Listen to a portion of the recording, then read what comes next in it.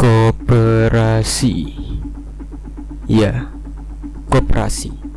Siapa yang tidak mengenal salah satu kegiatan ekonomi ini yang menguntungkan bagi masyarakat apabila dikelola dengan baik? Koperasi merupakan sebuah pergerakan rakyat untuk meningkatkan kualitas perekonomian mereka. Ketika kita membahas mengenai koperasi, apa yang terlintas di pikiran Anda? Sebuah usaha yang dibangun bersama? Sebuah usaha warung kecil? Atau tempat meminjam uang? Itu semua benar. Apakah yang menjadi perhatian pada jurnal saya hari ini lantas demikian? Kita pasti mengenal yang namanya koperasi unit desa. Ya, koperasi ini tersebar hampir seluruh pelosok desa di Indonesia. Namun, apa sebenarnya esensi yang dapat kita tekankan dalam hal ini?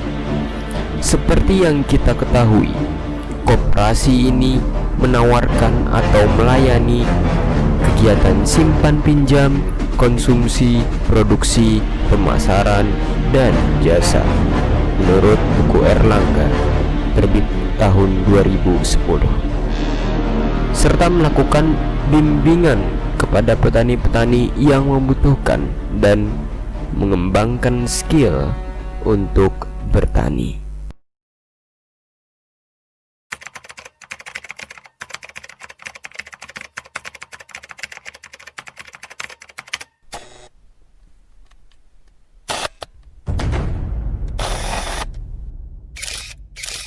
Saya mendapat berita seorang petani Grobogan menangis mengetahui uang 165 jutanya hilang di KUD Prongkowati Barat.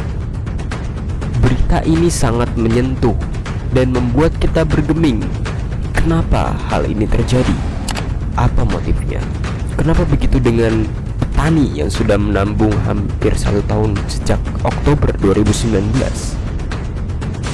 Penyebabnya dapat kita lihat adalah korupsi yang dilakukan oleh oknum pengurus KUD yang lama, perangmediatani.co.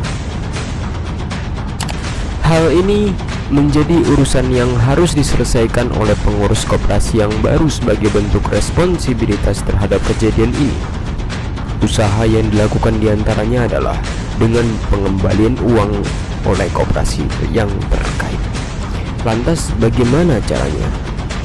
Untuk sementara hanya bisa diusahakan diganti per bulan untuk jual aset. Kami masih bingung karena ada aset sebesar 2 miliar di bank dan masih kurang. Hal ini menyuratkan bahwa masih ada kendala untuk mengganti uang 165 juta tersebut. Seharusnya pengurus bisa melakukan beberapa optional choice untuk mereduksi kerugian yang diakibatkan oleh korupsi pengurus lama di KUD tersebut.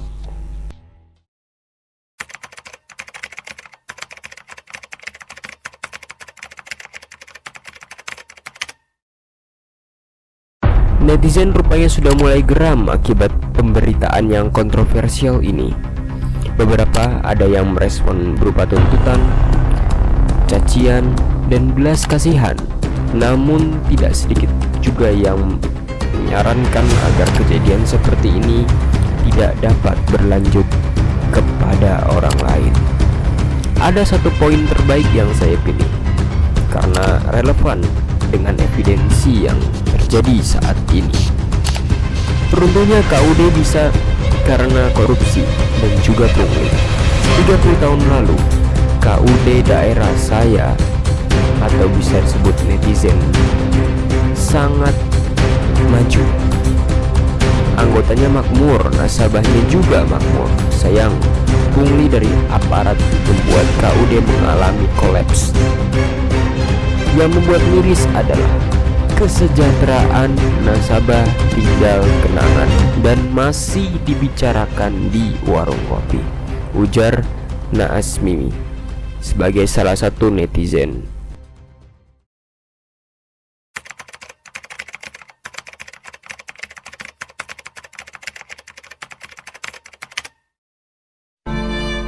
Saya mencoba dan membedah dengan analisis hukum yang dapat saya tinjaukan akibat kejadian ini. Melalui beberapa aspek hukum yang pernah saya pelajari sebelumnya, tentu yang menjadi subjek hukum pada kasus ini adalah A. Sebagai pengurus koperasi lama yang melakukan korupsi, B. Merupakan seluruh anggota koperasi lama, C. Sebagai pengurus koperasi baru, D. Adalah mediatani.co sebagai sumber berita, E. Adalah para netizen, dan F. adalah Naas Mimi sebagai komentar netizen terpilih. Objek hukum yang bisa kita substansikan adalah kantor KUD, bank, dan peralatan penunjang lainnya yang berkaitan dengan kasus tersebut. Maka kita mendapati beberapa pasal yang dilanggar, yaitu pada Undang-Undang Nomor 25 Tahun 1992 tentang perkoperasian, yaitu pasal 5, pasal 19 ayat 4, dan pasal 60 ayat 1. Undang-Undang Nomor 25 Tahun 1992 serta hukuman untuk korupsi ada di pasal 5 ayat 1 dan 2 Undang-Undang Nomor 28 Tahun 1999.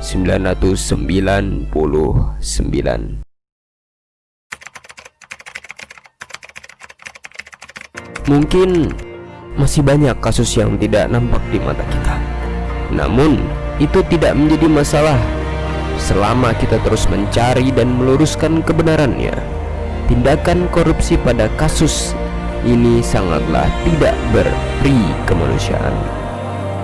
Hal ini yang menjadi teguran untuk kita untuk senantiasa jujur dan selalu mengawasi kejadian di sisi kita. Terima kasih.